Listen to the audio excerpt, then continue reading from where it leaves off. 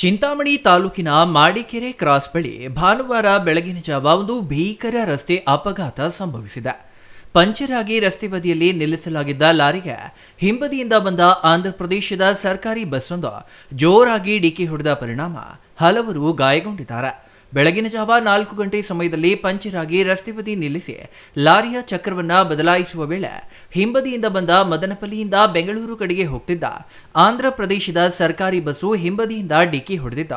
ಡಿಕ್ಕಿಯ ರಭಸಕ್ಕೆ ಆಂಧ್ರಪ್ರದೇಶದ ರಸ್ತೆ ಸಾರಿಗೆ ಸಂಸ್ಥೆಗೆ ಸೇರಿದ ಬಸ್ಸಿನ ಎಡಭಾಗ ಸಂಪೂರ್ಣ ನಜ್ಜುಗುಜ್ಜಾಗಿದೆ. ಅಪಘಾತದ ವೇಳೆ ಬಸ್ಸಿನಲ್ಲಿ ಪ್ರಯಾಣಿಸುತ್ತಿದ್ದ ಹಲವು ಪ್ರಯಾಣಿಕರಿಗೆ ಸಣ್ಣ ಪುಟ್ಟ ಗಾಯಗಳಾಗಿದ್ದು, ಬಸ್ ಮುಂಭಾಗದಲ್ಲಿ ಕುಳಿತಿದ್ದ ಮೂವರಲ್ಲಿ ಒಬ್ಬರಿಗೆ ಕಾಲು ಮುರಿದಿದೆ.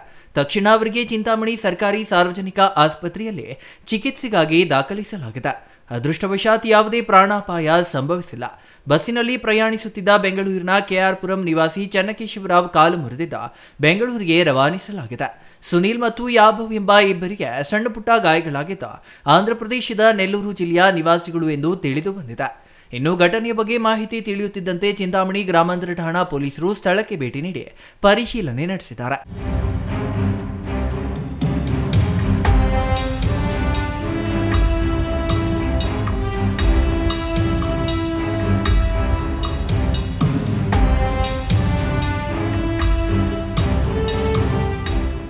ಸದ್ಯ ಅಪಘಾತಕ್ಕೀಡಾದ ವಾಹನಗಳನ್ನು ರಸ್ತೆಯಿಂದ ತೆರವುಗೊಳಿಸಿರುವ ಪೊಲೀಸರು ಪ್ರಕರಣ ದಾಖಲಿಸಿಕೊಂಡು ಮುಂದಿನ ಕಾನೂನು ಕ್ರಮ ಕೈಗೊಂಡಿದ್ದಾರೆ.